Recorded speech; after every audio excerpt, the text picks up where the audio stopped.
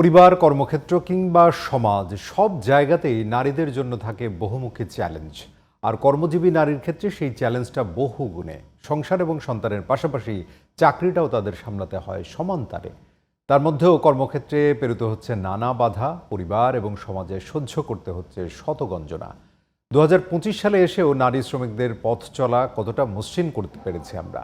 বিশেষজ্ঞদের মতে নারী শ্রমিকদের অধিকার আদায়ে এখনও পিছিয়ে আছে দেশ। মহান মে দিবস উপলক্ষে কর্পোরেট সেক্টরে কর্মজীবী নারী শ্রমিকদের গল্প তুলে ধরেছেন জান্নাতুল ফেরদৌসী। চার দেয়ালের চৌকাঠ ডিঙিয়ে কর্মক্ষেত্রে নারীর সরব পদচারণায় সাফল্যের শত গল্প তৈরি হচ্ছে বহুদিন ধরেই।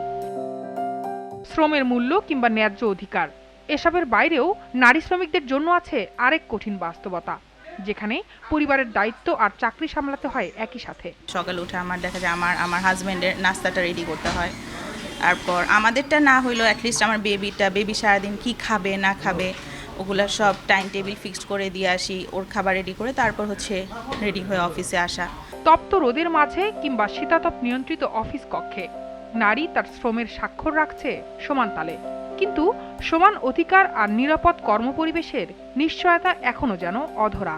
তো আমার শ্বশুর হঠাৎ ফোন দিয়েছিল যে আমার ছেলের একটা অ্যাক্সিডেন্ট হয়েছে, ও পড়ে গিয়ে ব্যথা পেয়েছিল আর ওর ইন্টারনাল ব্লিডিং হচ্ছিল, ওর একটা কিডনি ফেলে দিতে হয়েছিল, কিডনিটা ড্যামেজ হয়ে গিয়েছিল একেবারে।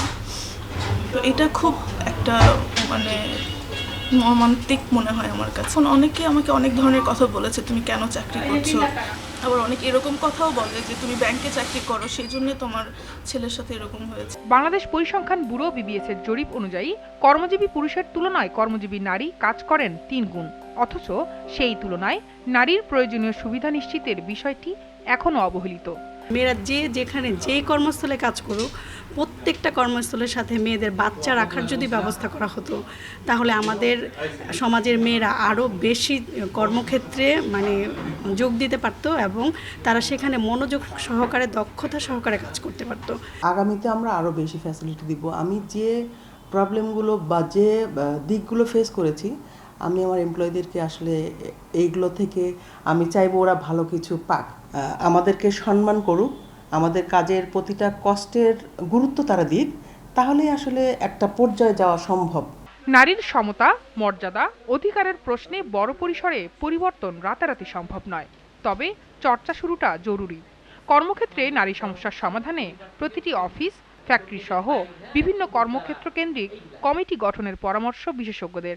দাবিটা তাদের নিজেদের আনতে হবে।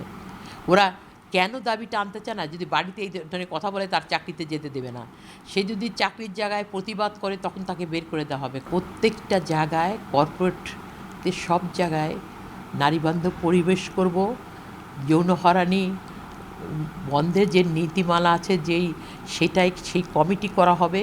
সেই কমিটিতে ন্যূনতম 5 সদস্য, সেখানে বেশিরভাগই মেয়ে হতে হবে।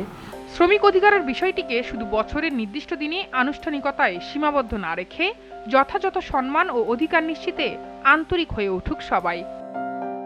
জান্নাতুল ফেরদৌসী, জিটিভি নিউজ, ঢাকা।